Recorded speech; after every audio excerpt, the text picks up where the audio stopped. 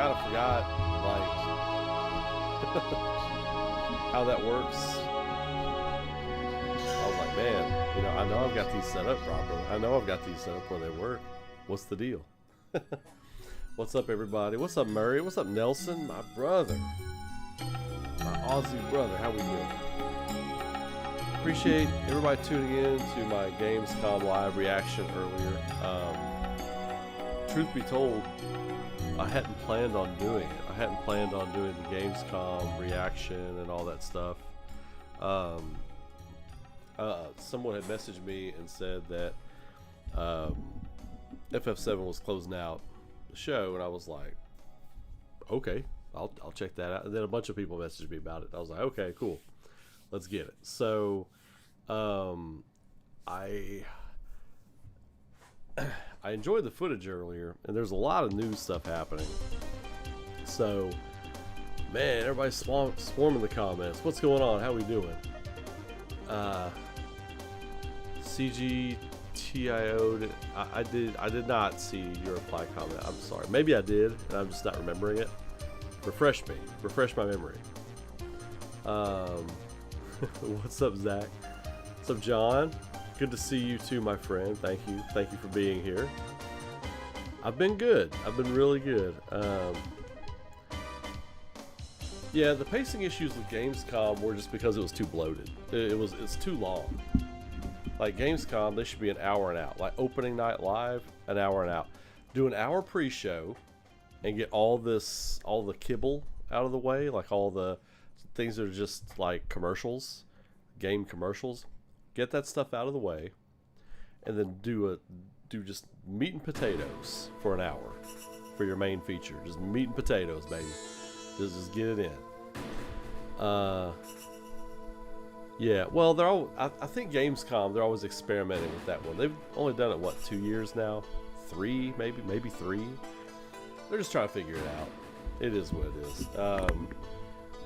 I think there's some pacing issues with the Gamescom opening night live that they've worked out with. They've worked it out with the gaming awards for the most part. But anyway, so to address the elephant in the room, I took a break. I took a hiatus because there was a lot of bad energy around gaming discussion. So it was twofold, right? There was a lot of bad energy around gaming discussion with Sony. Black was like just blindsiding everybody with the whole digital only thing, and you all know how I feel about that. I mean, you can look at my shelf behind me and know how I probably feel about that. I got off for a little while, worked on things I needed to work on, worked on things that really, really mattered to me, and some other opportunities started kind of popping up. So I've got a lot on my plate right now. But I made an announcement earlier after the show was over that in a couple of weeks I'll be starting, and some of you know about this because I messaged you on Discord and got your opinion on it. But in a few weeks I will be starting a podcast, and I'm finalizing the format, even finalizing the title and all that kind of stuff. I hope by the end of this week I've got a format, a title, and everything. But the way it's going to work is I'll be on here 2 nights a week live streaming here on this gaming channel of mine. Be talking about gaming news, and it might spiral off into like random other nerdy stuff and topics and stuff like that. Oh, is it drowning me out? Really? I had this issue earlier. There's something weird going on with my soundboard, with my sound setup. So I gotta figure that out. Thank you for letting me know. But the way it's gonna work is I'll come out here 2 nights a week, and it's probably gonna be a Tuesday and a Thursday night, maybe. There'll be a space between the nights I do it, because I want to just come on and just do chill gaming streams and stuff like that too. So I'll be recording what will be the edited podcast one night, and then the second night, and then those 2 nights I'll be editing down what the podcast will be, and then that will be a VOD on the channel, available first to Patreon members at $5 and up, and you'll also be able to download the audio version of that podcast on wherever you get your podcasts. So I had a lot of you message me over the past 6 months or so. Other people have said it too. They're like, man, you need to have a podcast. I would love to just listen to you when I'm driving or whatever. I was like, okay, bet, we'll do it. So I've been trying to find a way to freshen things up with the channel here, because I go away, I come back, I go away, I come back. I want to be consistent, but these things happen, things pop off, and I keep it real with you all. So sometimes I just want to pop off at the mouth at some people, but then I'm like, it's an anime avatar. Don't let them get you mad, And I really don't. I don't let that stuff bother me. But the energy around a lot of the different gaming debates about a couple months ago, 6 weeks ago, was just really negative, and I just didn't want to affect myself with that, because I'm working on a lot of really cool shit over here, and I didn't want that to bleed into that. So that being said, I will be back streaming on here. I'm not going to do VOD content except for the podcast. Like, that was what burned me out before, was trying to get all these ideas for VOD content and everything. And I was like, I just don't have time. So I will be on streaming. I'll be back streaming like this, hanging out with all of you, and having a good time and chatting it up and chopping it up with you all. And then also editing down a podcast. The podcast will be available the following Wednesday. I'll edit it throughout the weekend. It'll be available the following Wednesday to Patreon members and stuff first, and then later to everybody else, like a few days later to everybody else. So that'll be one thing I'm doing, and just getting back to giving my honest takes and opinions on everything going on in the gaming industry. I have been playing a lot of retro stuff. I've not been playing a lot of new stuff. I just had a bad taste in my mouth for it, but I'm over that. Like, I want to finish Pragmata. There's a bunch of other things I kind of want to do and play in my downtime. I spent a lot of time getting ready for New York Anime in New York City. That was awesome. Big shout out to Anime New York City for having me up.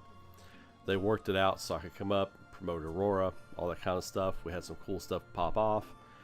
A lot of great opportunities came from that show.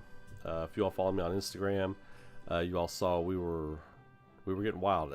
I'm working on an edit of my trip to New York, like a video edit with pictures and video and all this other kind of stuff. So I'm working. It's just like a minute or two, but I'm gonna try to get that up sometime tomorrow or Thursday. So that'll be fun. I'm gonna be a lot more active on like Instagram and maybe Twitter a little bit. I had the blue check mark thing on Twitter. I think I'd paid for it for like an annual thing. It was that I got a deal on it. I discontinued that because I'm like, I just don't care for Twitter X. I don't care for it anymore. Wasn't gonna burn another annual on that. So if you see my stuff on there, great. If you don't, if the algorithm drowns it out because I don't have a blue check mark anymore, who cares? I don't care about that stuff anymore. And I'm active. I'm kind of active on Facebook actually. Don't really do much on Blue Sky. I had a lot of people in New York this weekend ask me what I'm most active on social media. I was like, I'm actually most active in my studio. It's kind of wild, but yeah. So I'm gonna start being more active on Instagram, I think. So putting some stuff out when I'm working on stuff, when I'm editing, I'm in the studio. Just all the weird shit that I do and work on, just putting it out there on there. So I'm gonna read some of your comments here, really quick. Witcher 3 giving a free remaster upgrade like that gives me faith in studios again. Maybe, nah, man. Like, you know, CD Projekt Red has always kept it a buck with everybody. They had the debacle that was Cyberpunk when it launched, but look, CD Projekt Red's got a lot of great people over there, and they want to make great games. So, yeah, a free upgrade for The Witcher 3. And they're going to release another DLC next year after just releasing a DLC. Like, that's pretty crazy.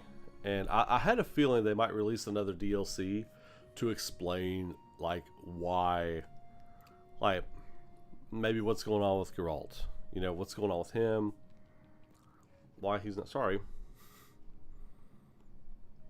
I had a sesame seed stuck in my mouth. I was like, what is that? It's a sesame seed.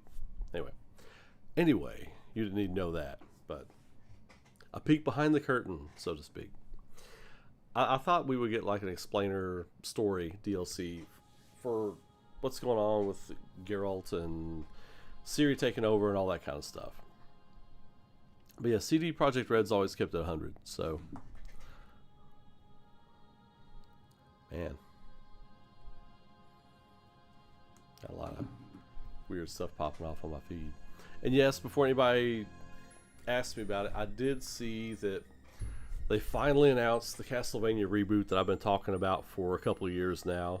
They finally announced that it's in the works. But look, there are no concrete details on that thing yet.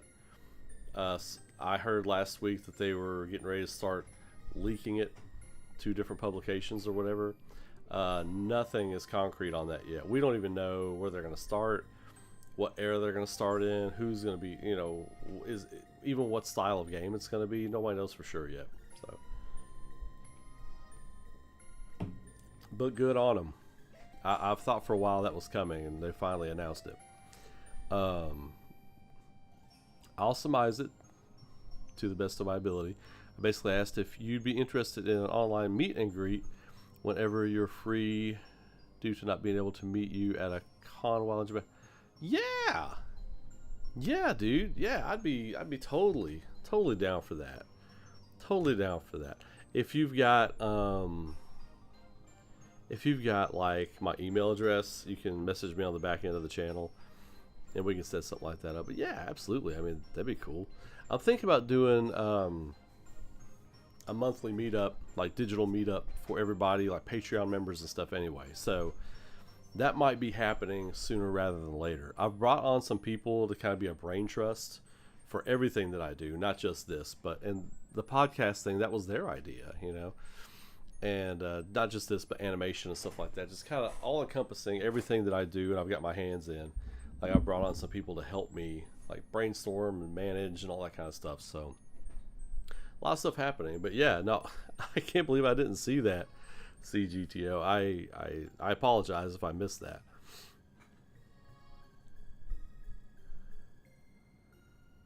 Sometimes you have to step back to recharge and go with what works best for you. Excited for the pod? Yeah, the podcast is gonna be fun. It's something I wanted to do for a while. I would love to hear about your New York trip and a podcast and your takes on the leak for GTA 6. Chris, I'll be honest with you, man. I don't know anything about the GTA 6 thing.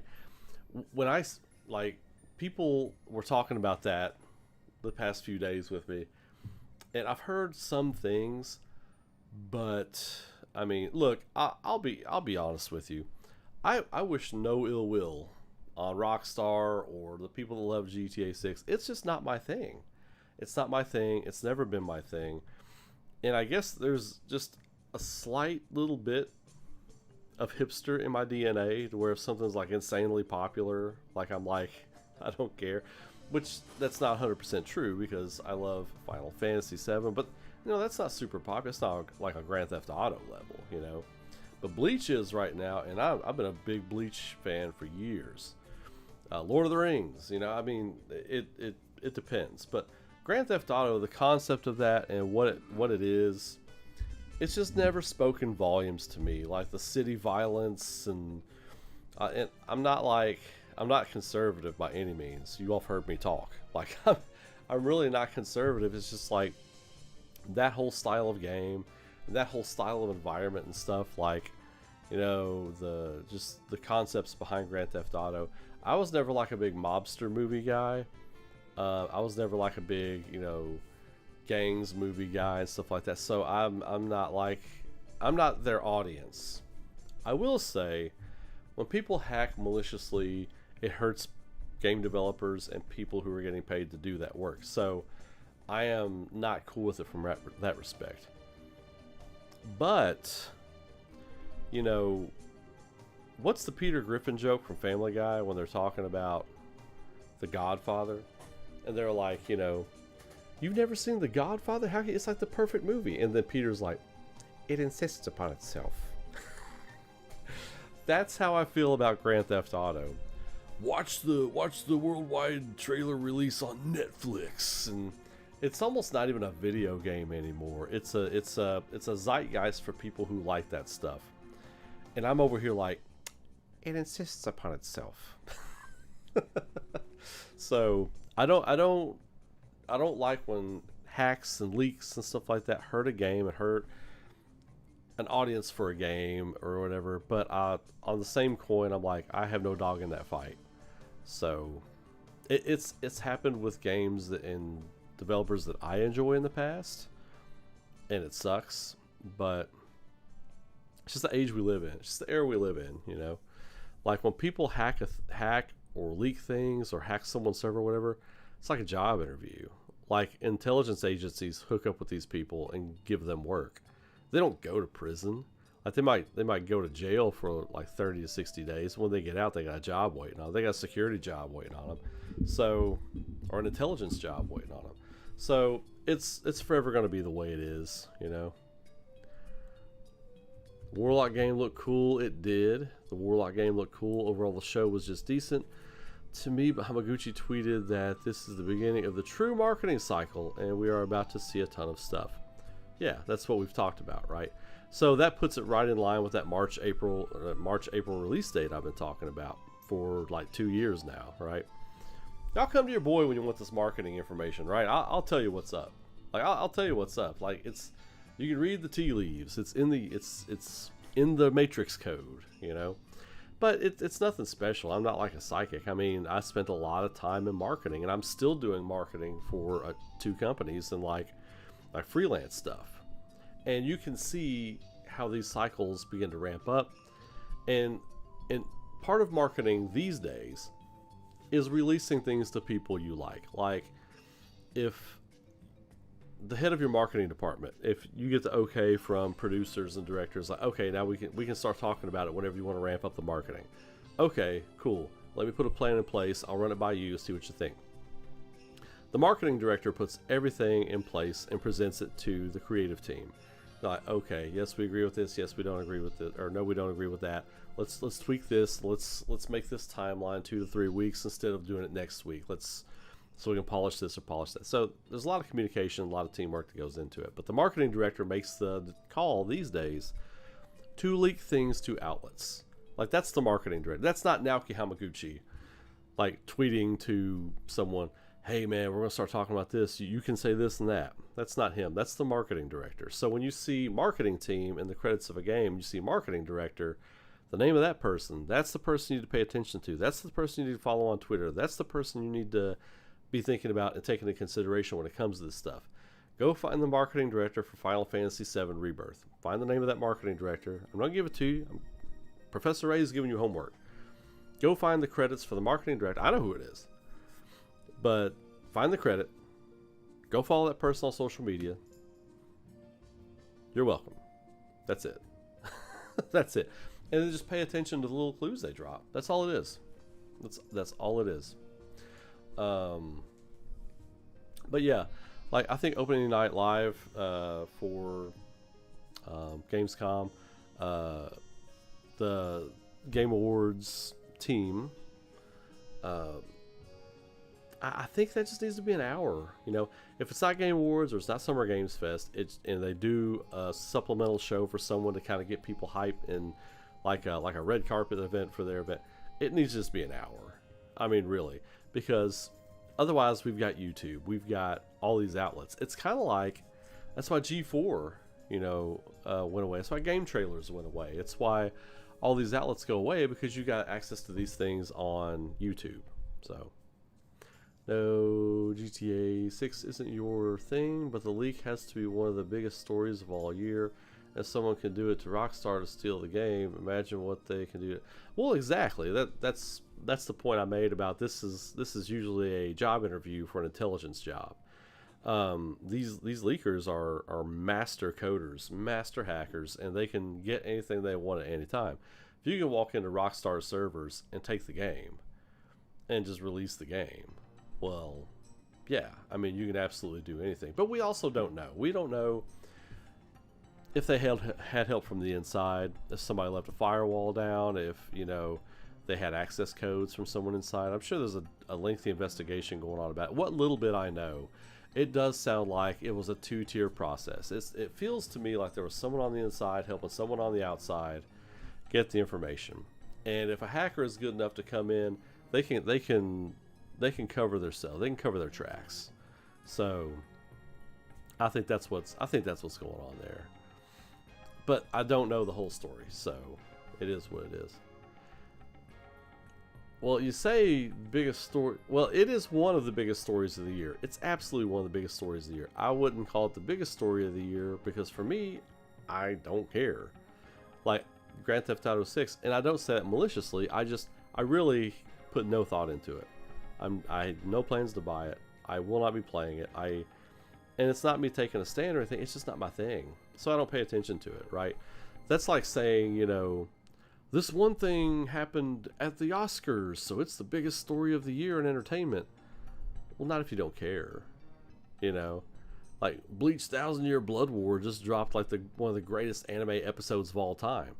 And that's the biggest story right now. But if you don't care about Bleach, you don't watch anime or any of that, it doesn't matter, Grand Theft Auto 6 for me is its own ecosystem with gaming. And other people can look at this differently or not.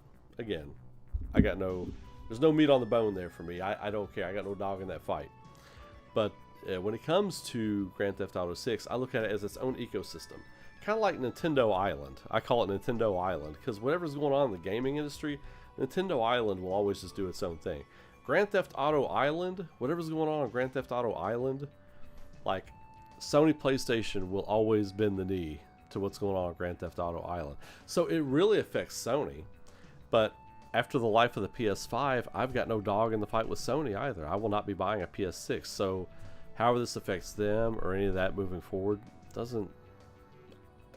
I mean, that's the only way I can say it. It has no effect on me. Yeah. Well, I mean, we know that's what happens with leaks. I mean, that's not really news to me. Um,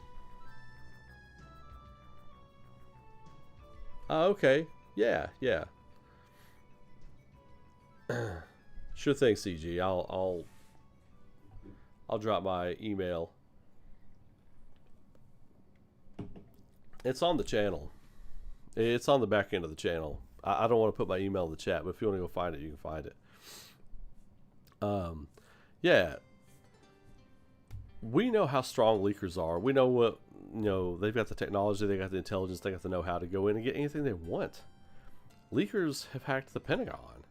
If you can hack the Pentagon, you can hack Rockstar's servers when an intern leaves a firewall down and they walk in and get what they want. I mean, I don't know what happened there, but we know leakers can go into any kind of video game company and take what they want.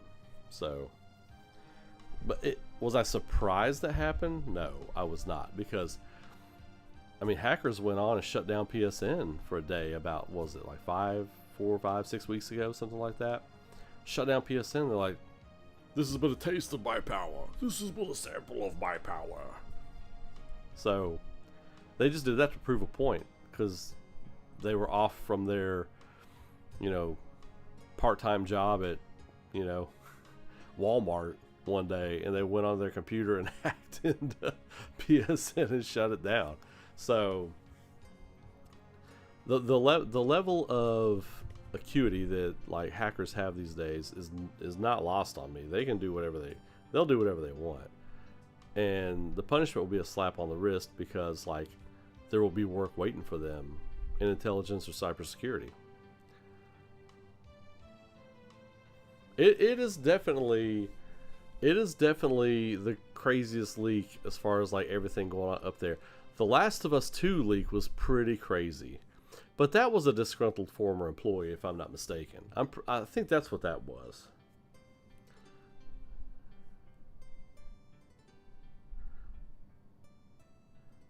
Yeah, yeah. I'm with you, Zach. There's a lot of overwhelming negativity going on in the gaming industry, and it is good to take a step back, because it's easy to get addicted to this stuff. You got to be careful about that. I like when like gamers who do nothing but eat, sleep, and breathe and drink and snort games, they're like, I'm drug free, I don't drink alcohol, I don't do drugs. I'm like, yeah, but your brain would jump out of your head and beat you in the face if you stop playing video games. That's an addiction too. You gotta be careful about that stuff. Everything's great, like as far as games and stuff, in moderation, having fun, but don't attack anybody. Stuff like all the social media stuff with people attacking everybody and going after each other. I'm like, what are you proving? It's not even your face on your profile. That's the other thing. I wish people would normalize putting their face on their profile. You know what I mean? Because like if someone comes at me on social media with all this gaming rage and attack, and I know you're not Naruto Uzumaki, I know you're not Goku, I know you're not some fetish bunny girl generic anime style from Genshin Impact, you're just stacking bitch points, man. Like I'm like, put your face out there. I respect you if you put your face out there. Respect to those who put their face out there. That's but a lot of that gaming negativity stuff, it's just like, it's probably someone who actually agrees with you on some things with one account, and then comes on with another account to attack. I mean, that's how these things work. And that is the ecosystem on social media when it comes to the gaming conversations. There are so many people out there that are just healthy people, love playing video games, and they're just not on social media. They're just not. I've talked to so many people who don't engage on social media, like IRL, like in New York. Like a lot of people in New York came up to me, they knew me from the gaming channel, that, hey, what's going on? Hey, keep rocking, and that was really cool. I've only got 5,000 subscribers, but there's so many people there knew who I was. That was pretty overwhelming. But they all came up and talked like real people, and they're like, yeah, I don't really engage on social media. Almost all of them were like, yeah, I don't really talk on social media too much. I get on Discords and stuff, but I deleted Twitter. I'm not on there. I'm not on Blue Sky. Just real people that just enjoy games, enjoy their games, and go on about their day. And that I kind of miss being that way sometimes, to be quite honest. How soon in September do you believe Nintendo begins Zelda marketing, and how big of a trailer do we get for FF7 at TGS?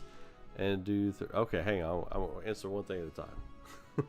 So how soon into September do you believe Nintendo begins Zelda marketing? I haven't thought about it, but let me look at the calendar real quick. So I'll keep it a buck with you. I haven't thought about that, but let's look at the calendar. September begins on a Tuesday, September 1st. Oh, by the way, I will be at MatsuriCon in Columbus, Ohio, September 4th through the 6th. So if you're around Columbus or in the area, come by and see your boy. I would say start looking for things around Tuesday, September 15th, on a Tuesday. Blowing up on a Tuesday. That's just a guess. I know a lot of marketing people, they start to slow roll things out on Tuesday, and people will see it and they'll start sharing it, and then they'll blow it up on Wednesday. So I would say Tuesday, September 15th, I would say you might start seeing some images, some leaked video from the trailer dropping, stuff like that. How big of a trailer do we get for FF7 at TGS, and do they announce release date?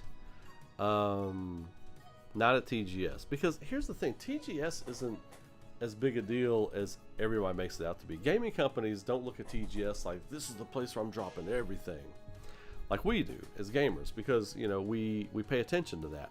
They do drop things, but it's usually something like these character packs are coming, or here's a new announcement from this Japanese studio. It's a AA game. Check this out. Or here's another trailer for the thing you've already seen. Check this out. There's a lot of that. There is a big game announcement from time to time, but for Final Fantasy VII, I think we get a new trailer.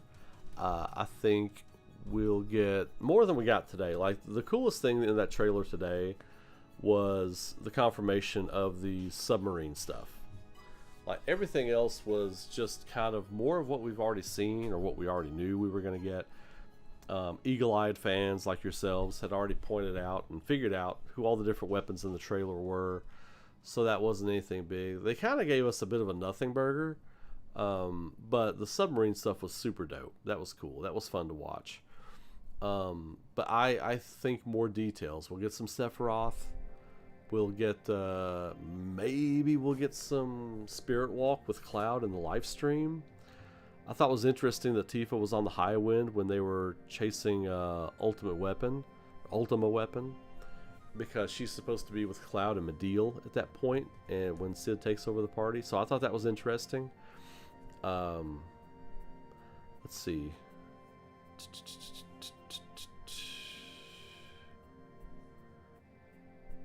But no release date. I think the release date will be saved for Game Awards. And I think Jeff Keighley is going all in on making sure that Game Awards has right content for Final Fantasy VII Revelation. He knows what a big draw it is. He knows that it moves numbers on social media. So he's all into that. Like, I know for a fact that Jeff Keighley is a numbers and analytics guy. I have that on good authority. And he is all about numbers and analytics and making sure money's going in the right places for promotion. So he is all in on, because if you remember early on, Final Fantasy VII Remake to Rebirth, he wasn't like, I mean, they would talk about it, but he wasn't like, it's ending the show, it's opening the show, check it out. And then when Rebirth was starting to ramp up and the chatter online was getting big about Rebirth, he got in on it. So that's I would say Game Awards for the release date trailer, which I'm still saying March 11th. I'm saying March 11th, 2027. That's my guess on that. Last of Us 2 leak did a ton of damage because it spoiled Joel's death and it spread false info about Abby. Well, yeah, but that's the danger with leaks. You know what I mean? And that's why I'm not a big fan of leaks. I'm just not. Even if it's a game I don't care about, I'm not a big fan of it. I just don't. I don't think it services anybody. It just serves the ego. of people who want a project to fail and the person who leaked it. That's it. Square did do the release date trailer for Rebirth at TGS. I thought that was at Summer Games Fest. No, it was the first Rebirth trailer at Summer Games Fest, right? Where they showed the first Rebirth. Oh, okay, yeah, you're right about that. It was the first Rebirth trailer. But yeah, this is the last part of Final Fantasy VII. I could see that dropping at Tokyo Game Awards, unless they just want. I don't know. It's something to think about. It's like a couple of months difference, so could be, maybe not.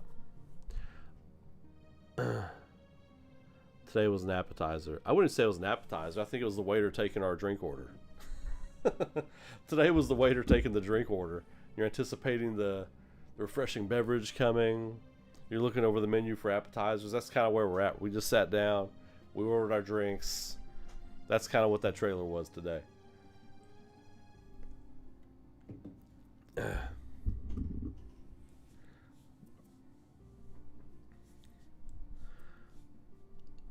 Yeah, Zach Near's involvement. You mean like not spoil any of it? I'd be fine with that.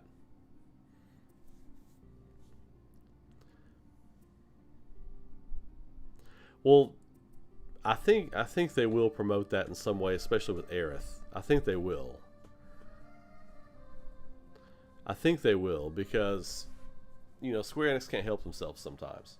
They spoiled the Zack thing with the launch trailer on Final Fantasy VII Remake. Don't forget that. So that was pretty wild. I think whatever they wind up doing for this, I think we can all agree that this is the end and we're all pretty excited. This is the end of the road on this whole project. We're all super excited. Whatever they do with the marketing, I'm not going to judge it too harshly, because I think when you're in the war room and you're putting things on the board, right? It's like marketing talk, marketing speak. Like when you're allocating your plan and you're putting things on the board, and you've got 5 people in there. You got 2 higher ups, you got 3 graphic designers, and you've got your marketing director. You got 6 people in the room, and your graphic designers and a couple of your suits are putting ideas up, and your marketing director's making sense of all of it, taking things off the board, changing things, rearranging things. There's no 100,000% way to get this lead up right. And I think whatever they do, I'm going to look at it as a noble effort. I'm not going to judge it too harshly, because it's all about getting the game in our hands. It's all about putting a physical disc version of Revelation in our hands. So I'm not going to judge the marketing too harshly in this lead up, because really it's like, how do you market the end of such a long project that is a homage to the greatest video game ever made? I would not want to be the marketing director for this, because this will make or break a career. Like, you think about game developers who made some of the greatest games of all time. You think about that. Hang on a second. Okay. My thing went away for a second. You think about some of the greatest game directors of all time who made, but you don't think about the marketing directors and the creative directors and people like that who made some of the greatest ad campaigns of all time, right? If you ever watch Mad Men, you kind of know what I'm talking about. There's a lot of me and my friends that are like marketing and graphic design geeks that were in college. Used to watch Mad Men, and it's a lot like that, So whatever happens here, I think we should give the marketing and creative directors a pretty decent pass, because it's like, how do you usher out Final Fantasy VII Remake Saga, the whole project? How do you usher that out?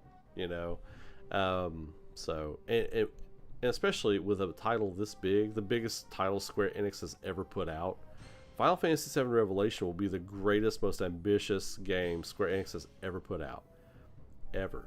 When you take into consideration what it is, the hype behind it, and the pressure behind the company to really deliver on this thing. And it's going to be multi-platform, day one, Like, when you think about all of that, take all that into consideration, this is going to be the most ambitious release of Square Enix's entire company history. And I think it's all hands on deck. I think a lot of people, this is going to make or break a lot of careers. But the marketing lead up for this is going to be like their legacy. You know, Yoshinori Kitase, Tetsuya Nomura, guys like that, they have their legacy. This will be the marketing team's legacy, this going out. So it'll be fun to watch.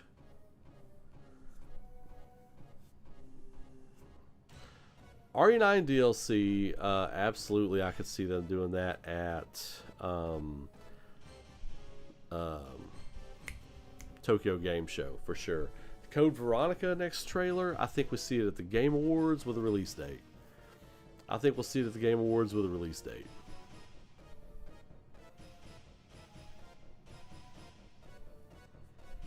Yeah, Chris, announced in 2015. But, you know, like, what was it, 3 years of that was wasted? The 3 years of that was kind of scrapped. So, that's kind of hard for them. But, what's up, Dingus? Yeah, the new trailer's alright. It's alright. It doesn't show a lot, but we do get some submarine action. We do get to see some sub action in it. So that had me pumped. That's my favorite mini game, is the sub game in Final Fantasy VII. Kind of has a classic arcade game feel to it. I'm sure in Final Fantasy VII Remake it's going to be like the Ace Combat of submarine battles. I hope we get to fight tons of Shinra submarines and all that kind of stuff. And the underwater reactor just looks so cool. I thought it was really well done. I was excited. I'm excited. It'll look even better when it comes out. Do not care what happens between now and when it's released. Can honestly say there may be tears as I do begin the playthrough of Revelation. Yeah. I'm not much of a crier, but I'm sure there will be points where I get a little emotional. Tell you what. I was watching... And I know a lot of you are watching Bleach 1000 Year Blood War, and it's a little bit off topic. I don't tear up a lot. I don't get real emotional a lot. That's not how I show how much I love something. I usually just get quiet and stare with a big stupid smile on my face. That's me emoting. But like, and just how I normally am anyway. But Bleach 1000 Year Blood War, episode 45, this last episode that dropped, I teared up. Teared up at the end. It was so good. I was so moved, and like I said to myself, in the best way, in like the most complimentary way, like everything I've worked hard to do on my animation and stuff, I was just like, fuck, I could never do this, you know, but like not in a woe is me kind of way, but in a way that I was like, I was so excited because I love Bleach, and it's like to see it at this pinnacle, at this mountaintop that it's at right now. I was just moved to tearing up. I was like, man, because it was hard out here for a long time for us Bleach fans. And some of y'all come down on us for liking Bleach and loving Bleach, knowing it's one of the best manga. It's the best of the big three. It's the best of the big three. I've been saying that for years. Wink, wink. The best is whatever you like. That's the best. That's you all know my opinion on that. But to see it hitting this pinnacle it's at right now, it's like, I was speechless. I teared up watching it. I was like, so I cannot believe what we're getting. And as a guy who read the end of the manga in 2016 and was really pissed that they rushed it, and him getting to fix it now. Anyway, back to the topic. Yeah, the large materia in that tank on the high wind was really cool. It looks like they've got like some kind of like materia containment facility on the high wind, and then you saw the high wind crew members off to the side. That was a really nice touch. What up, Nelson? Hello again, my friend. Your machine getting back from New York City and already streaming. Yeah, man. Yeah, man. Just out here, just kind of,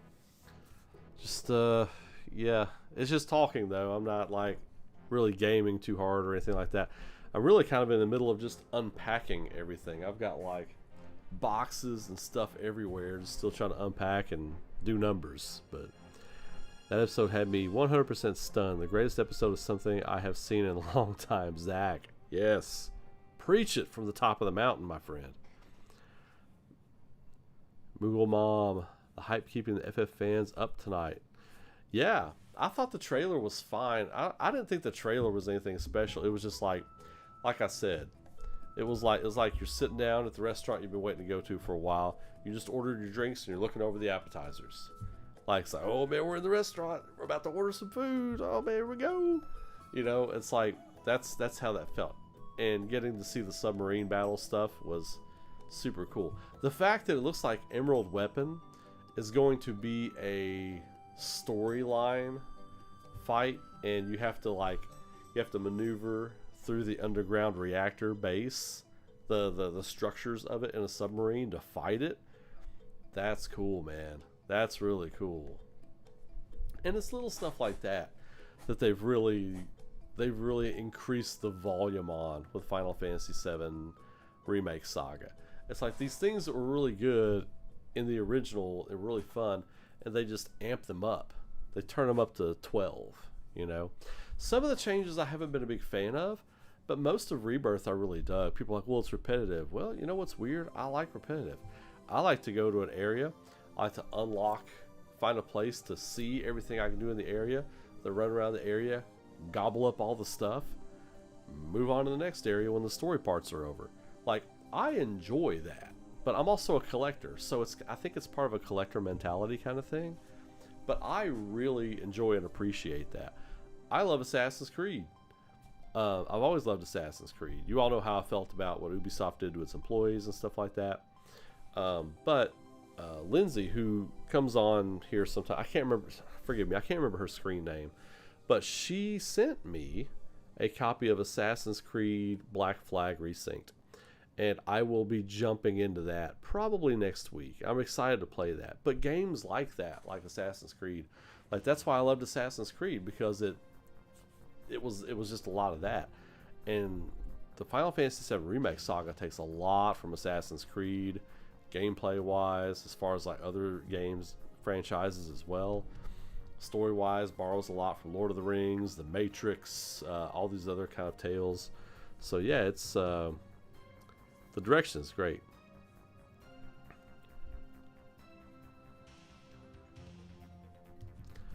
Yeah, Zach, I think he's also working on another game at Square Enix now as well, but he's probably just there. I mean, they probably will show something. I'm sure they will at PAX, but it would be cool to see like a breakdown on combat, because I think there's going to be a lot of like little nuanced changes to combat that we're not aware of right now. I'm really on board for all of that. I think it's going to be great.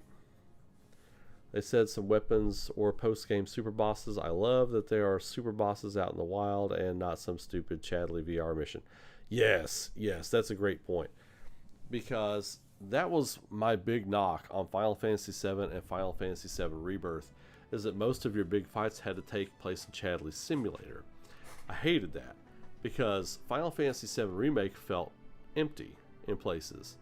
Like you go, and you all have heard me bitch about this before, it's nothing new, but you go down these corridors and you get to this big empty area and there's like just nothing there. It's like they had planned to put something there and there's nothing there.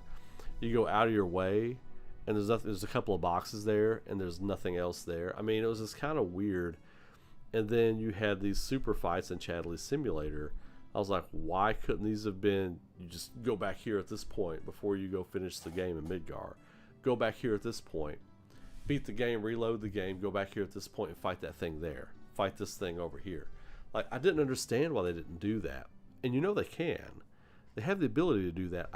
They didn't do it. And that drove me crazy about Remake. It wasn't so bad in Rebirth because there was so much to do in Rebirth and it was so massive. But Remake, man, one of the unsung heroes of Rebirth as well is the sea, the ocean. But that was another thing. I wish that when you're in the tiny Bronco and you're scurrying throughout the ocean, that when you get to some of these little places, there would have been like a cool fight or a cool story point or something there. But again, it felt incomplete in those areas. It felt like, oh, here's a cool thing you can do, but basically just go to the Temple of the Ancients now. I thought they could have done more with that.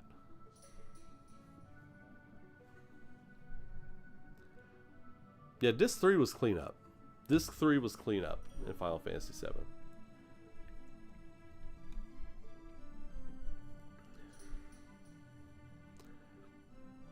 Yeah.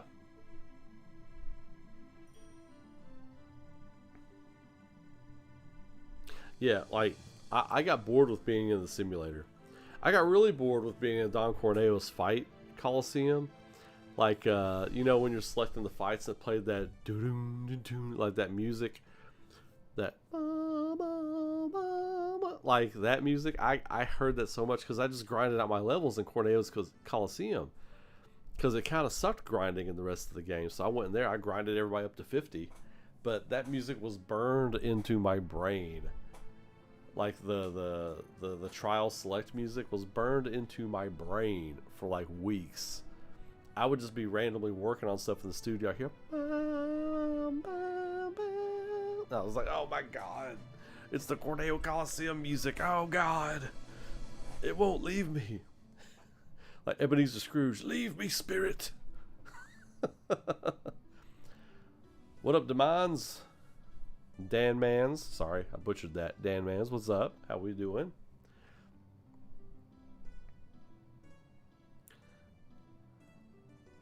Dude, Chris, that's actually a really good idea. I like that.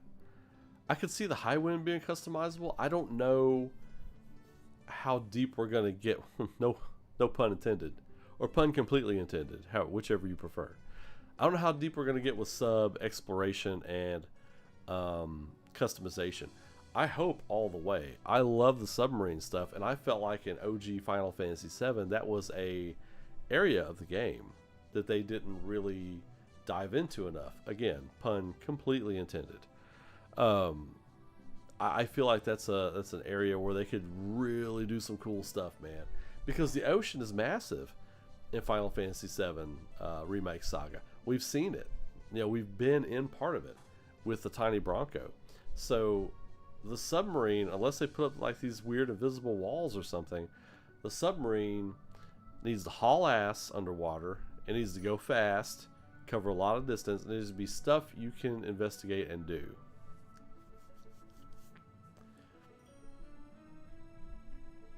Expedition 33 is one of the greatest games ever made, and it's easily one of the best games for exploration.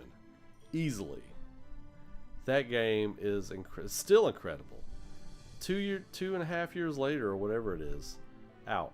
Still incredible. Just absolutely phenomenal,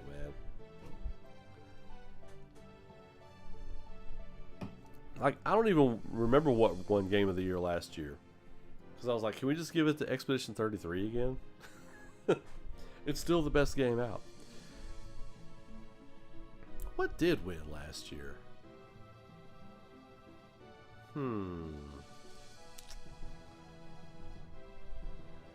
Or was last year Expedition 33? It wasn't last year, was it? Anyway. Yeah, Wutai's gonna be dope. Wutai's gonna be cool. I think Medeal's gonna be really cool. There's a couple of areas I wonder if they're gonna add. Like, you know we've got towns that exist in that world since the compilation and everything. So I wonder if we'll get like Benora, because we know they rebuilt it after Genesis and all that. We know we've got Benora, we've got... Yeah, Expedition 33 was the clean sweep. Was that last year? Was that last year? Man, I'm getting my years mixed up. Bro. Yeah, I guess it was last year, wasn't it? 2025. Okay, yeah. Thank you. I can get my head screwed on straight here.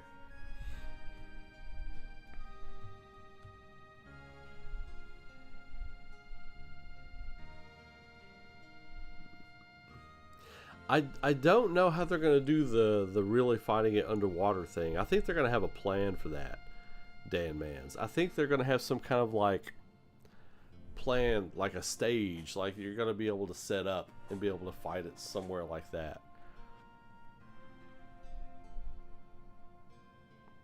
Yeah, Bone Village isn't going to be in there, and I'm fine with that. I'm fine with that because it doesn't make... It would have still been cool to see the big, like, the huge bones of the kaiju that makes up Bone Village. It'd still be cool to see that, but I can see why it didn't make the cut, because thematically, the direction they're going with things, it doesn't make sense now. Like, you don't have to go there to get the harp.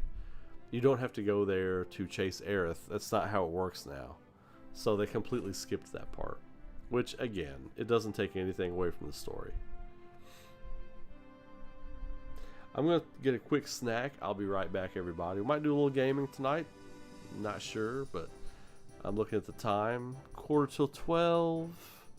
Might have some time for some gaming. I'll be right back.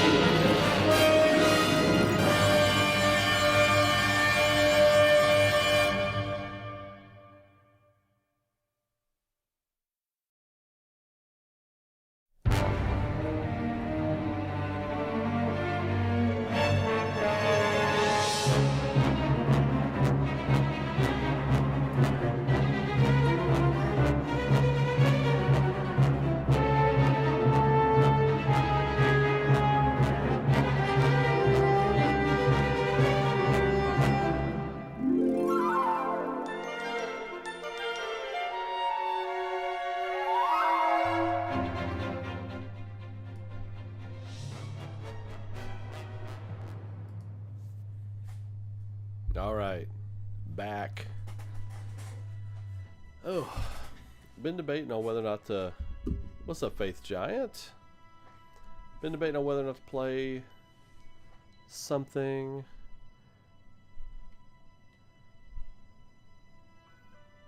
I don't know if I'll play anything tonight, but we will be back on Thursday night. So we'll be back on Thursday night and doing some stuff. What, Truth? Yeah, I don't know if they would just blow that on just like a random Gamescom trailer. That, I'm sure that is coming. I am super positive that is coming. They're gonna let that flounder. So, but yeah, great chat tonight. Appreciate everybody coming on and hanging out. And when I do the streams starting in a couple of weeks, like after I get back from MatsuriCon in Columbus, that will be when I start the podcast stuff in earnest. So it'll be like the week of the 7th. What was the date? I think it is September 7th. That'll be my first one. So let me look here real quick. So September, where you at, September? Get over here, September. I ain't done with you yet. All right, so September 9th. September 8th, the 10th, that week will be my first 2 streams that I cobble the podcast together with. And the week after that will be the first podcast going up. So Thursday night I'll be back on.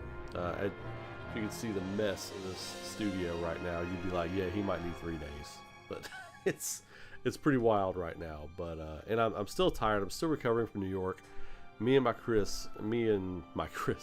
assistant Chris, who was on here earlier, he's my assistant and editor on ARAURA, beginning in Volume 3. Like he's a great guy, big help to me. Couldn't do the big live shows without him.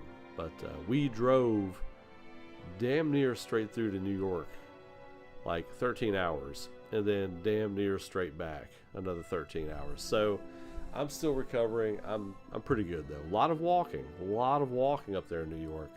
But it was fun. It was fun walking around New York City and just eating at different places and just enjoying it. Everybody, look, New York City. I gotta tell you, everybody in New York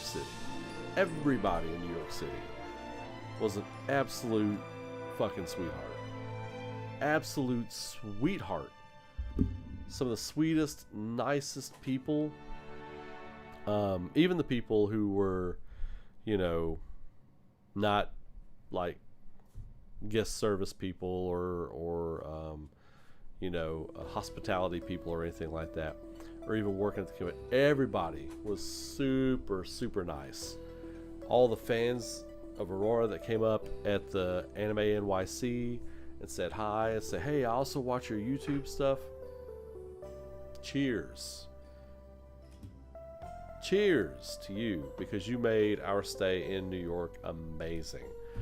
Shout out to all the New Yorkers that came out. It was a good time, and the people that just talked to us out on the street and just had a good time. Went to John's Pizza. That was a long walk through Midtown down to Greenwich Village, and then we stayed at Times Square. I've got a reel going up tomorrow that I'm going to be editing down tonight.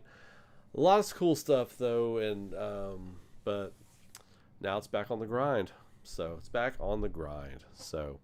I hope you all enjoyed the stream tonight. If you have not, throw a like on the video, throw a like on the live stream, subscribe to the channel if you are not subscribed to the channel.